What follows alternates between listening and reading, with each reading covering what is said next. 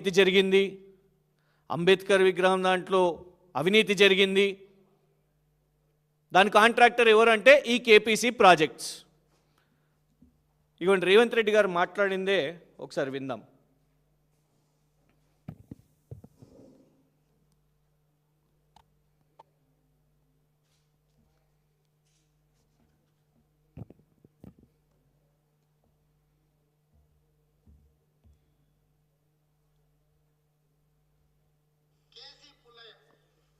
ఒకప్పుడు ఈయన పేరు కేసీ పుల్లయ్య, కాంట్రాక్టర్, కడప జిల్లా వాస్తవ్యుడు.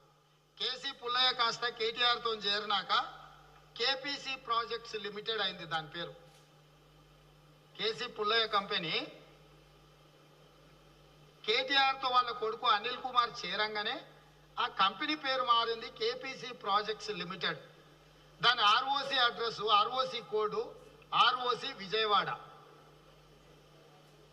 Registered address 3/308 YMR colony, Proddatur, Kadapa. ఇది దీని అడ్రస్.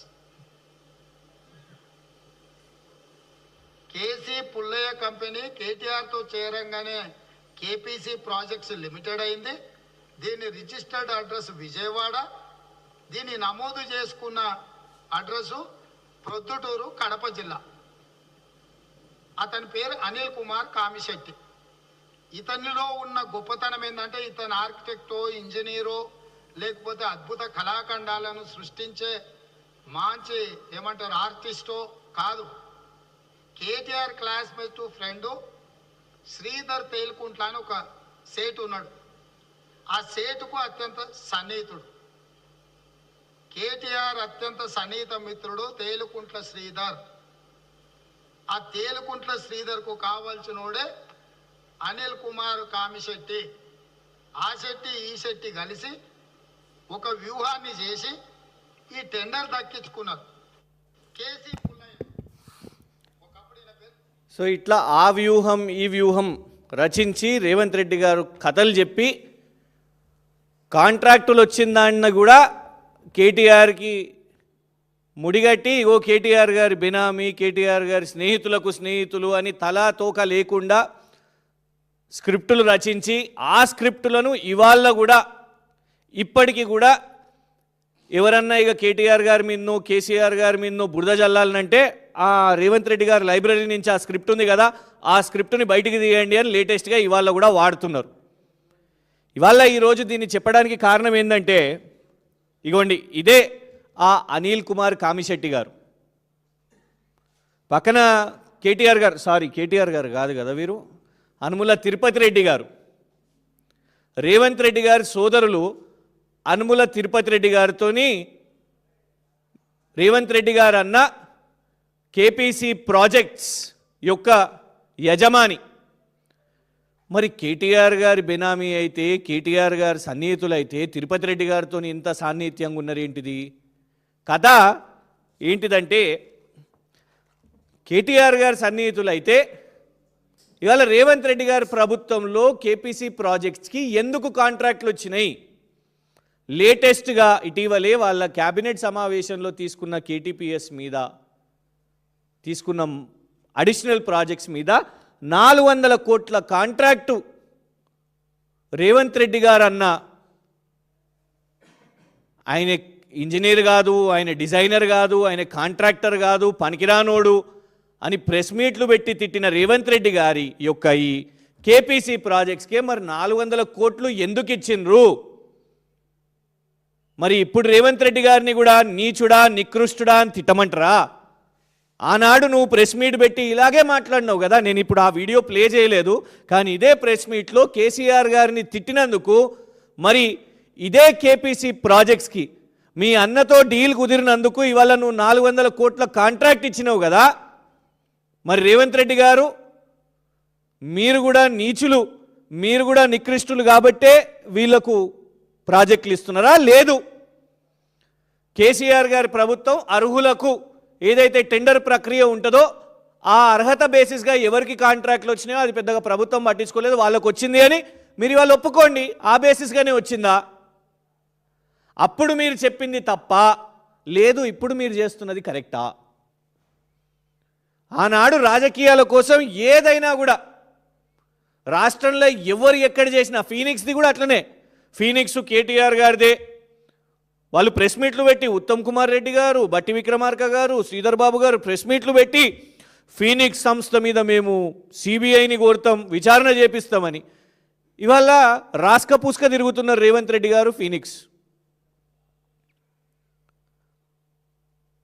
వాస్తవానికి తెలంగాణ ప్రజలు తెలుసుకోవాల్సిన అవసరం ఉన్నది. గిట్లాంటి బోగస్ అబద్ధాలు చెప్పే బురద జల్లి ఆనాడు అబద్ధాలు చెప్పి అధికారంలోకి వచ్చిండ్రు. ప్రతి ఒక్కళ్ళను కూడా కేసీఆర్ గారికి కేటీఆర్ గారికి రుద్ది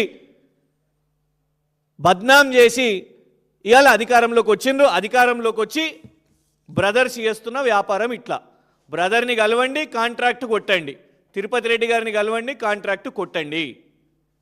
దీన్ని నమ్మి తాజా మాజీ శాసన మండలి సభ్యులు కూడా బురద చల్లడానికి వస్తారు.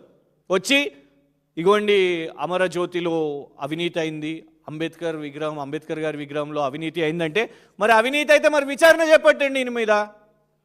కాంట్రాక్టర్ ఈయననే కదా. అవినీతి అయినోని మీద విచారణ చేపడతారా, లేకుంటే మళ్ళా 400 కోట్ల కాంట్రాక్ట్ ఇస్తారా? మేము ఇదేదో పాత అంశం కదా, గతంలో జరిగింది కదా, రేవంత్ రెడ్డి గారు అప్పుడు మాట్లాడారు కదా, మాట్లాడి ఆయన ఈగో సాటిస్ఫై అయ్యి అబద్ధాలు చెప్పి ఆ కుర్చీని అయితే సాధించుకున్నారు కదా అని మేము వదిలేయవచ్చు. కానీ పాత సంచలనాలకు వెళ్ళి, పాత లైబ్రరీకి వెళ్ళి రేవంత్ రెడ్డి గారి స్క్రిప్ట్ని తెచ్చి ఇవాళ మళ్ళా అదే స్క్రిప్ట్ని వారం రోజుల ముందు కూడా ఇప్పుడు కూడా మాట్లాడుతున్నారే. రాష్ట్ర ప్రజలకు ఇది తెలియవద్దా? మరి ఇది కూడా చెప్పండి రాష్ట్ర ప్రజలకు. ఈయననే అమరజ్యోతి కాంట్రాక్ట్ వచ్చిన ఆయనే, ఈయననే అంబేద్కర్ విగ్రహం ఆనాడు కూడా కాంట్రాక్ట్ వచ్చిన ఆయనే, కేపీసీ ప్రాజెక్ట్స్.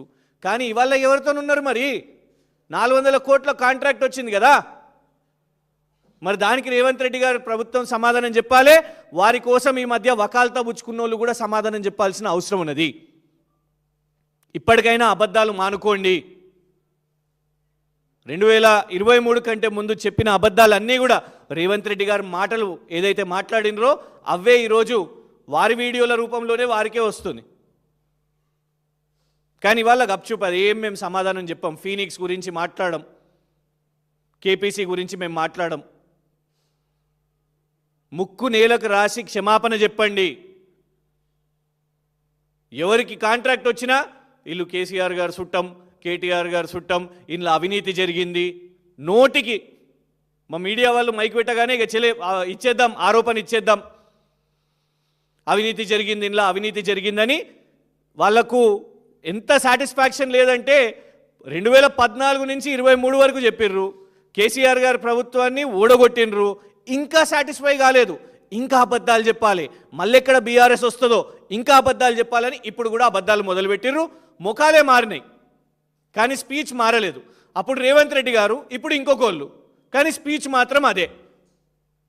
సో ఇవాళ ప్రధానంగా ఈ కేపీసీ ప్రాజెక్ట్స్ విషయం మీద గతంలో రేవంత్ రెడ్డి గారు మాట్లాడింది ఏంటిది, ఇవాళ జరుగుతున్నది ఏంటిది? ప్రొద్దుటూరు చెందిన వ్యక్తి, కడపకు చెందిన వ్యక్తి, కేసీ పుల్లయ్య, కేటీఆర్ గారు సన్నిహితులు, ఆయనను కలిసినాకనే కేపీసీ ప్రాజెక్ట్స్ అయింది, ఆయనకు కమిషన్ల కోసం కాంట్రాక్ట్లు ఇచ్చినామని చెప్పుకున్నావు.